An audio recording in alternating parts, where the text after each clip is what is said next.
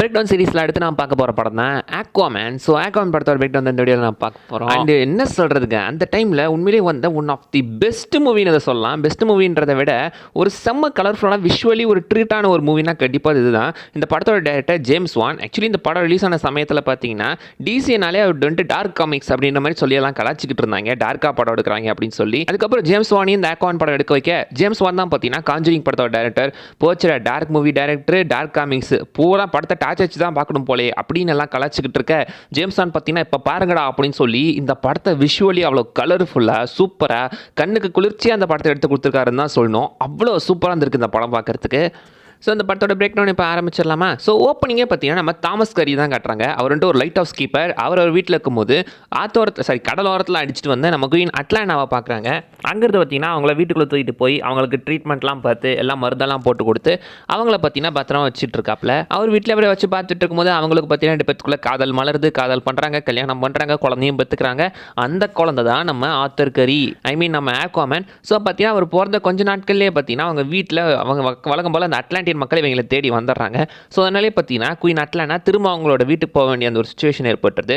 அதனால் அவங்க அங்கேருந்து கிளம்பிடுறாங்க. கிளம்பி அவங்களோட கிங்டமுக்கு போய் அங்கே வேற ஒரு கல்யாணம் பண்ணிக்கிறாங்க. கட்டாயத்தின் பேரில் கல்யாணம் பண்ணிட்டு அங்கே ஒரு குழந்தைய பெற்றுக்கிறாங்க. அவர் தான் கிங் ஆமு. ஸோ ஆத்தர் கரி கிங் ஆமு பார்த்தீங்கன்னா அண்ணன் தம்பிங்க தான், என்ன ஸ்டெப் பிரதர்ஸ். ஸோ அதுக்கப்புறம் தான் பார்த்தீங்கன்னா குயின் அட்லாண்டாக்கு மேல உலகத்தில் இந்த பூமியில் கல்யாணம் ஆகி ஒரு குழந்தைக்கான்றது அங்கே கீழே இருக்கிறவங்களுக்கு தெரிய வந்த உடனேயே அவங்கள ட்ரென்ச்சுக்கு பலி கொடுத்துட்றாங்க. ஸோ அதனாலேயே பார்த்தீங்கன்னா கிங் ஆமன்ட்டு இதுக்கெல்லாம் காரணம் அந்த ஆர்த்தர் தான் அப்படின்னு சொல்லி பார்த்தீங்கன்னா அவன் மேலே கோவத்தில் இருப்பார். ஆர்த்தருமே அப்படி தான். இது அவருக்கு தெரிய வந்த உடனேயே தாமலேயே ஒரு கோவத்தில் இருந்துகிட்டு இருப்பார். நம்மளால தான் நம்ம அம்மா செத்துட்டாங்களோ அப்படின்னு சொல்லி. லேட்டராக தான் அந்த கில்ட்டே பார்த்தீங்கன்னா போகும். அண்ட் ஸ்டார்டிங்கில் நீங்கள் பாருங்களேன், அவங்க வந்துட்டு அந்த ஃபோட்டோ எடுக்கும்போது பக்கத்தில் நீங்கள் பாருங்கள் மதர் பாக்ஸ் மாதிரியே ஒரு லுக் இருக்குல்ல.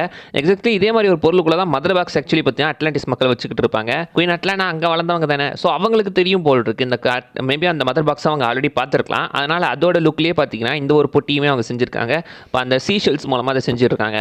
அண்ட் அந்த இடத்துல ஆக்சுவலி பார்த்தீங்கன்னா தாமஸ் கரி ஒரு டைலாக் ஒன்று வாய்ஸ் ஓவரில் போயிட்டுருக்கோம். காற்றே அடிக்காத ஒரு கடலுக்குள்ளே 2 கப்பலை நீங்கள் விட்டிங்கன்னா ஏதோ ஒரு பாயிண்ட்டில் கண்டிப்பாக அது 2மே சந்திக்கும் அப்படின்ற மாதிரி மெஷர் பண்ணியிருந்திருப்பாரு.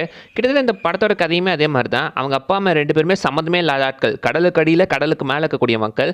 அவங்க மீட் பண்ணி தான் ஆத்தர் கரியே பிறந்தவங்க. இப்படி நடக்கும்னு யாராவது எதிர்பார்த்துருப்பாங்களா? பட் நடந்திருக்கு. அடுத்து இந்த படத்தோட வில்லன் பிளாக் மேட்டாவை காட்டுறாங்க. அவங்க அப்பா கூட இருந்திருக்காரு. அவரோட அப்பா அவங்க அப்பாவோட அப்பா பிளாக் மேட்டாவோட தாத்தா ஒரு ஃப்ராக் மேன்னா வேர்ல்ட் வார் 2ல சண்டை போட்டுட்டு இருந்தவர். பட் வார் முடிஞ்சதுக்கப்புறம் அவங்களை கண்டுக்கலன்றதுனால அவர் ஒரு பைரட்டாக மாறிட்டார். அவங்க கொடுத்த பேர் தான் மேண்டா. அவர்கிட்ட இருக்கிற ஒரு கத்தி தான் இவங்ககிட்ட இப்போ வந்துட்டுருக்கு. எங்கள் அப்பா இதை எங்கிட்ட கொடுத்தாரு, நான் இதை உங்ககிட்ட கொடுக்குறேன்டா மகனே, நீ அடுத்து பாடுறா அப்படின்னு சொல்லி கொடுத்து விட்டு போயிட்டாப்ல. இப்போ தான் ஆக்வாமேன் அந்த சப்மரீனை பார்த்தீங்கன்னா மேலே தூக்கிட்டு வந்தார். லேட்டரான் படத்தை ரிவீல் பண்ணியிருப்பாங்க. இவங்க இருக்கிற அந்த சப்மரீனை கடத்துறாங்க அப்படின்னு கேட்டிங்கன்னா அதுக்கு முக்கியமான காரணம் நம்ம கிங் ஆம் தான். ஏன்னா கிங் ஆமோ பிளாக் மேட்டாவும் ஆல்ரெடி பேசி வச்சிருக்கிற மாதிரி ஒரு சீனில் காட்டுவாங்க. அந்த இடத்துல ஆக்வாமேன் வந்து பிளானை கெடுத்து விட்டான் அப்படின்னு கூட மென்ஷன் பண்ணுவார்.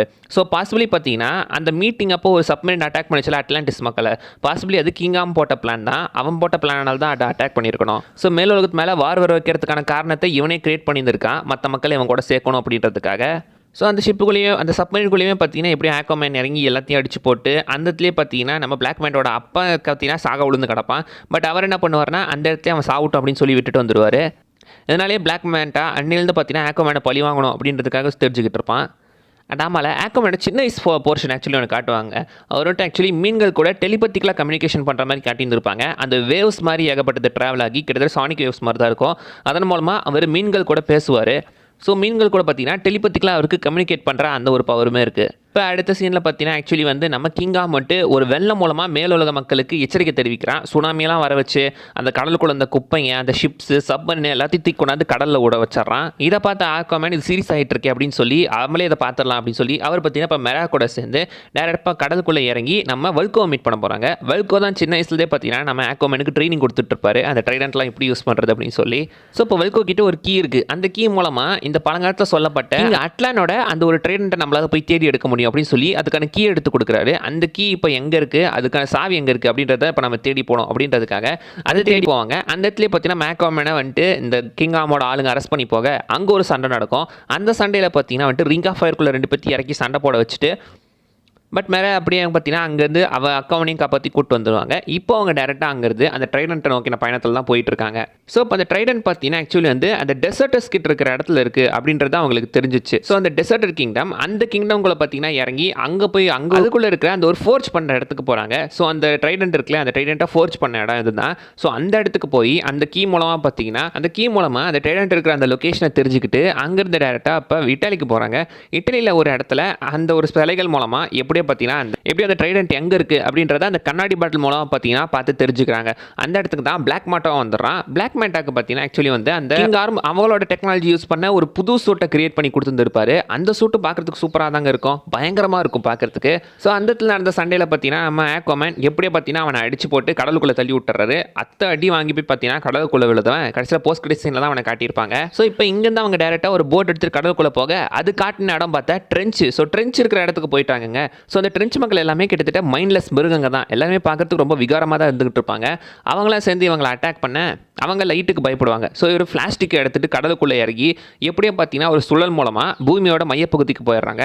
அங்கே தான் குயின் அட்லாண்டாவை மீட் பண்ணாங்க. இத்தனை வருஷமாக அவன் செத்துட்டு தான் நினச்சிட்டு இருந்தாங்க, இங்கே உயிரோடு இருந்துகிட்டு இருக்காங்க. ஆக்வாமேனுக்கு தன்னால் தான் அம்மா இறந்துட்டாங்க அப்படின்ற ஒரு கில்ட் இனிமேல் இருக்க போகிறது கிடையாது. அண்ட் அடுத்து அந்த ட்ரைனட் எடுக்கணும் அப்படின்றதுக்காக பார்த்தீங்கன்னா அங்கேருந்து உள்ளுக்குள்ளே போகும்போது தான் அந்த இடத்துல அந்த கேரத்தன் அப்படின்னு சொல்லப்படுற ஒரு மிகப்பெரிய கிட்டத்தட்ட கிராக்கன் மாதிரி தாங்க, கிராக்கனை கேரத்தன்னு பேரை மாற்றி வச்சிருக்காங்க. அந்த மிருகத்தை போய் பார்த்தீங்கன்னா அது கூட சண்டை போட்டுட்டு இருக்காரு. அந்த மிருகம் தான் அந்த ட்ரைனட்டை ப்ரொடெக்ட் பண்ணிக்கிட்டு இருக்கு, யாரையுமே உள்ள விடாமல். பட் அந்த சமயத்தில் தான் நம்ம ஆத்தர் கரியால் அந்த கேரத்தன் கிட்ட பேச முடியுது. அது பேசுறது இவரால் புரிஞ்சிக்க முடியுது. அந்த கேரத்தன் கூட என்ன சொன்னா, இத்தனை வருஷங்களில் ஒருத்தன் கூட நான் பேசுறதை புரிஞ்சுக்கிட்டது இல்லை கிங் அட்லானை தவிர, நீ வித்தியாசமானவன் தான் அப்படின்னு சொல்லி அவர் அந்த ட்ரைடன்ட் எடுக்க அலோவ் பண்ண மட்டும் இல்லாமல் ட்ரைடன்ட்டையும் மனுஷன் எப்படி எடுத்துகிட்டு வந்துடுவார். அண்ட் இந்த பக்கம் பார்த்தீங்கன்னா ஆக்சுவலி இந்த உலகத்துக்குள்ளே கிங் ஆர்ம் வந்துட்டு அந்த மொத்த கடலுக்குள்ளே இருக்கிற எல்லா ராஜ்யங்களையுமே ஒன்று சேர்க்க ட்ரை பண்ணிக்கிட்டு இருக்கான். அவன் அந்த ராஜ்யத்தை பற்றி சொல்லாம முட்டலை. கடவுளுக்குள்ளே பார்த்தீங்கன்னா மொத்தம் 7 கிங்டம் இருக்குது. அதில் ஒன்று தான் அட்லாண்டிஸ், இந்த கிங் ஆர்ம் இருக்கிறது. அடுத்து ஜெபல்ஸ், இவங்க 2 பேருமே கிட்டத்தட்ட ஒரே மாதிரி தான், மனுஷ மாதிரி இருக்கக்கூடிய கடலில் வாழ்கிற மனுஷங்க. அடுத்து 3வது ஃபிஷர்மேன், அதாவது இது அடுத்த பரிணாமம் அப்படின்னு சொல்லலாம், நெக்ஸ்ட் எவல்யூஷன். அவங்க பார்க்குறதுக்கு கிட்டத்தட்ட மீன் மாதிரியே இருப்பாங்க, மீன் மாதிரி ஒரு உருவத்தை கொண்டவங்க. அடுத்து இருக்கிறது பிரைன். பிரைன் பார்த்தீங்கன்னா அவங்களாம் வந்துட்டு கிட்டத்தட்ட இந்த செரிப்ரோ கிரஸ்டேஷன்ஸ் இருக்குல்ல, அந்த நண்டு மாதிரியான உயிரினத்தை சேர்ந்தவங்க. இவங்க எல்லாமே பார்த்தீங்கன்னா மைண்ட் இருக்குது. லுக் வைஸ் தான் அவங்க பார்க்குறதுக்கு ஏதோ மிருக மாதிரி இருப்பாங்க, ஆனால் அவங்களுக்குன்னு ஒரு மைண்ட் இருக்குது. நாம பேசுகிறத அவங்கள புரிஞ்சிக்க முடியும், அவங்க பேசுகிறதையும் நம்மளால் புரிஞ்சிக்க முடியும். அந்த மாதிரியான நாட்கள். அடுத்து ட்ரென்ச்சு, இந்த ட்ரென்ச்சுன்றவங்க தான் கம்ப்ளீட் மிருகமாக மாறினவங்க. அடுத்து டெசர்டர்ஸ் தான் நம்ம பார்த்தீங்கன்னா அந்த பாலைவனத்தில் பார்த்தோம்ல, ஸோ அங்கே இருந்தவங்க அவங்க மொத்தமாகவே அழிஞ்சிட்டாங்க. அண்ட் அடுத்து த லாஸ்ட் கிங்டம், அந்த தொலைஞ்சு போன நகரம், அது ஒன்று. ஸோ இந்த மாதிரி மொத்தம் பார்த்தீங்கன்னா 7 கிங்டம்ஸ் இருக்குது இந்த இடத்துல. ஸோ அங்கிருந்து டேரெக்டாக இப்போ பிரைனுக்கும் மற்ற ராஜ்யத்தை சேர்ந்தவங்களுக்கும் இப்போ கிளைமேக்ஸ் ஃபைட் நடந்துகிட்டு இருக்குங்க. செம்ம ஃபைட்டு போயிட்டு இருக்கு. பட் கடைசி கட்டத்தில் எப்படியே பார்த்தீங்கன்னா நம்ம ஆக்வாமேன் அந்த இடத்துக்கு வந்து மொத்த பொறியுமே தடுத்து நிறுத்துறாரு. வித் எல்லா அனிமல்ஸோட உதவியோட, கடலுக்கு எல்லா மிருகம் கூடயுமே பேச முடியும்ல. இப்போ அந்த ட்ரைடன்ட் அந்த சவுண்டை பார்த்தீங்கன்னா மொத்த கடலுக்குமே ஆம்பிளிஃபை பண்ணி கொடுத்து மொத்த பேருமே இப்போ நம்ம ஆக்வாமேன் கூட சேர்ந்து சண்டை போட்டுட்டு இருக்காங்க, இன்க்ளூடிங் ட்ரென்ச்சுமே பார்த்தீங்கன்னா அவங்க பேச்சு கேட்டுட்டு இருக்காங்க. ஸோ எல்லாருமே அவங்க பேச்சு கேட்குற அளவுக்கு வந்துட்டாங்க அந்த ட்ரைடன்ட்னால. அட்லாஸ்ட் கிங் ஆர்முக்கும் ஆக்வாமேனுக்கும் சண்டை. ஃபர்ஸ்ட் தண்ணிக்குள்ள சண்டை நினச்சி இப்போ தண்ணிக்கு மேலே வெளியே சண்டை நடக்க போகுது. அண்ட் அந்த இடத்துல சண்டை ஆக்சுவலி பார்த்தீங்கன்னா நம்ம ஆக்வாமேனுக்கு கூட சாதாரண என்ட்ரி தாங்க, கிங் ஆர்முக்கு ஒரு என்ட்ரி கொடுப்பாங்க பாருங்க, அந்த என்ட்ரி தான் வேற மாதிரி இருக்கும்.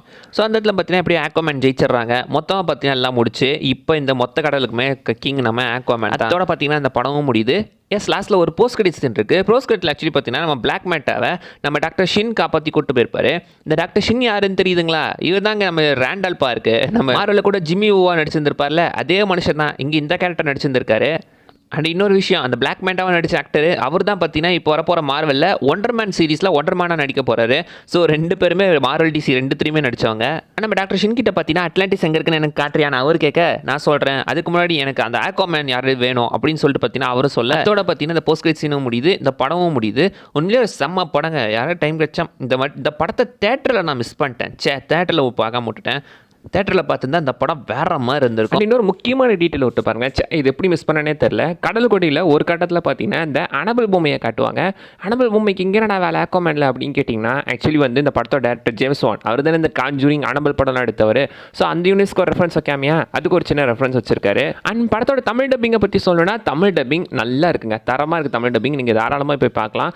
அண்ட் பார்த்தீங்கன்னா ஆக்வாமேனுக்கு வாய்ஸ் கொடுத்தவர் ஆக்சுவலி அருண் அலெக்சாண்டர். இவர் கூட பார்த்தீங்கன்னா மாஸ்டர் படத்தெல்லாம் பார்த்துருப்பீங்களா, அவர் நடிச்சிருப்பாரு. பட் அன்ஃபார்ச்சுனேட்லி அவர் பார்த்தீங்கன்னா இறந்துட்டாரு, ரெஸ்ட் இன் பீஸ். நிறைய வாய்ஸ் ஆக்டர்ஸ் இறந்துட்டாங்க. வெல் அவ்வளோதாங்க, இந்த வீடியோலாம் சொல்ல வந்தது. நிறைய விஷயம் மிஸ் பண்ணால் நீங்கள் கமெண்ட் பண்ணுங்க பார்க்கலாம். அண்ட் அடுத்த வீடியோ பார்க்குற வரைக்கும் பை பாய்.